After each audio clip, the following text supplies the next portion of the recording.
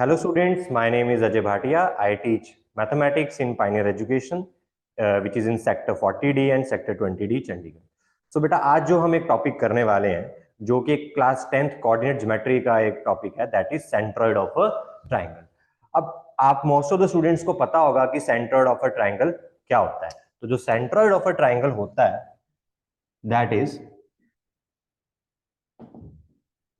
x1 plus x2 plus x3 by 3, comma y1 plus y2 plus y3 by 3. अब सबसे पहले हम ये चीज समझते हैं कि सेंट्रोइड बेसिकली क्या होता है. ठीक है, वहां पर डिफरेंट डिफरेंट टाइप्स के सेंटर्स होते हैं, जैसे for example centroid, in centre, circum centre, ortho centre, x centre. अब अगर हम सेंट्रोइड की बात करें, सेंट्रोइड बेसिकली क्या है? It is a point of intersection of medians. ये सेंट्रोइड होता है मीडियंस की पॉइंट ऑफ इंटरसेक्शन को बोलते हैं, जहां पे अब ट्राइंगल में 3 वर्टिसेस होती हैं, तो जितनी वर्टिसेस होंगी ट्राइंगल तो उतने ही क्या होंगे? मीडियंस. तो जहां पर तीनों मीडियंस इंटरसेक्ट करेंगे उस पॉइंट ऑफ इंटरसेक्शन को हम क्या बोलते हैं? आपका सेंट्रोइड. और अब मीडियन क्या होता है? सबसे पहले मीडियन भी हमें पता होना चाहिए. मीडियन बेसिकली क्या होता है? मीडियन क्या करता है? जिस लाइन साइड के ऊपर मीडियन को ड्रॉ किया जाता है वो उस साइड को 2 इक्वल पार्ट्स में डिवाइड कर देता है. In this case as you can see कि जो एडी है, AD is a median for the side BC. वो एडी जो मीडियन है वो BD equal to CD draw कर रहे हैं. सेम एसी जो साइड है, BE is a median for AC, that is AE will be equal to CE, and CF is median for AB, AF equal to F. ठीक है, अब ये इसका फॉर्मूला हो गया. अब स्टूडेंट्स क्या करते हैं? इस फॉर्मूले को याद कर लेते हैं, लेकिन आज हम समझेंगे कि ये फॉर्मूला डिराइव कहां से. ठीक, now before we start with the derivation, सबसे पहले हमें एक चीज समझनी है कि जो हमारा ये जो मीडियन है, मीडियन जो है, जो सेंट्रोइड है, ये इस मीडियन को 2:1 में डिवाइड कर देगा.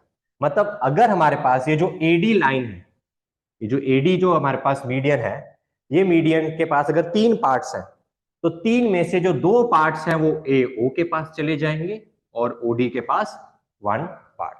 सो आई कैन से कि जो AD मीडियन है दैट इज डिवाइडेड इनटू 2:1. और ध्यान रखिएगा कि जो 2 पार्ट्स वाला पोर्शन है वो वाला पोर्शन होगा जो वर्टेक्स से बना गया है. वर्टेक्स से जो मीडियन, आपके मीडियन जो वर्टेक्स वाला जो पार्ट है वहां से जो.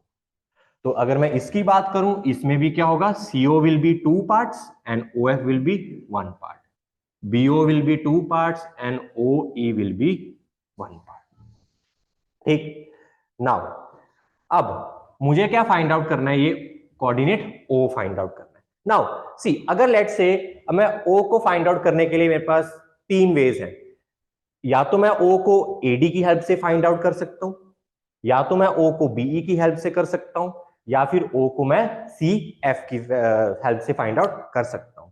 तो लेट्स से कि मैं जो है O को AD की हेल्प से फाइंड आउट करना चाहता हूं. अब देखिए, अब अगर मुझे कोऑर्डिनेट फाइंड आउट करना है उसके लिए मैं क्या यूज करूंगा? I will use section formula. अब सेक्शन फॉर्मूला क्या होता है हमारे पास?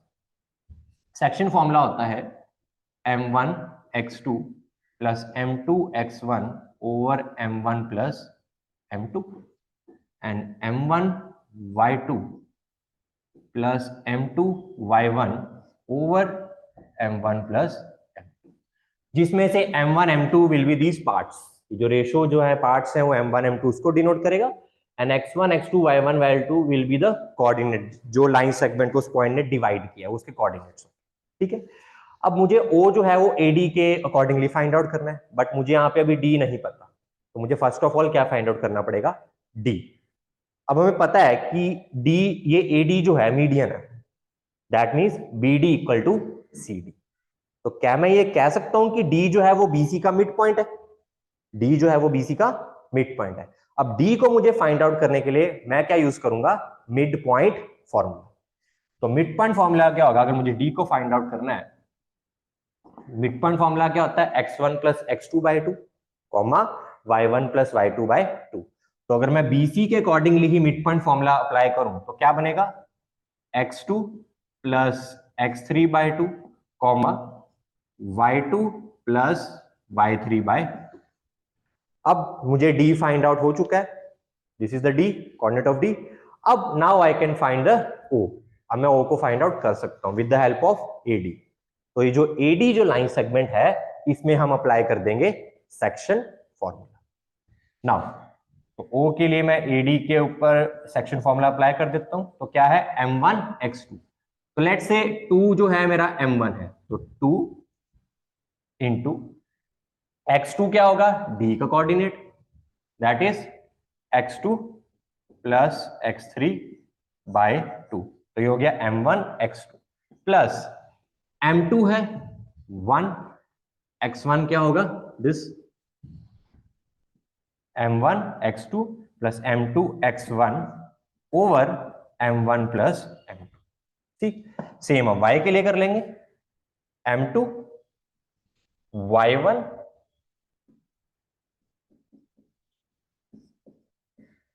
m1 y2।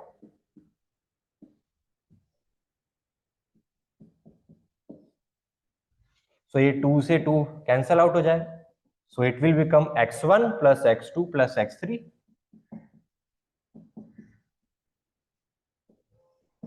and this will become y1 plus y2 plus y3/3.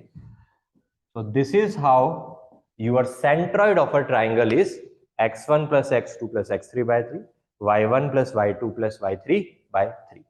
उसी आपने कोई भी चीज है, चाहे मैथ्स है, साइंस है, आपने चीजों को क्रैम नहीं करना, आपने चीजों को समझना है। ठीक, आई होप सो आपको ये टॉपिक, ये फॉर्मूला जो है कैसे डराइव हुआ वो समझ आ गया होगा। See you next time, thank you.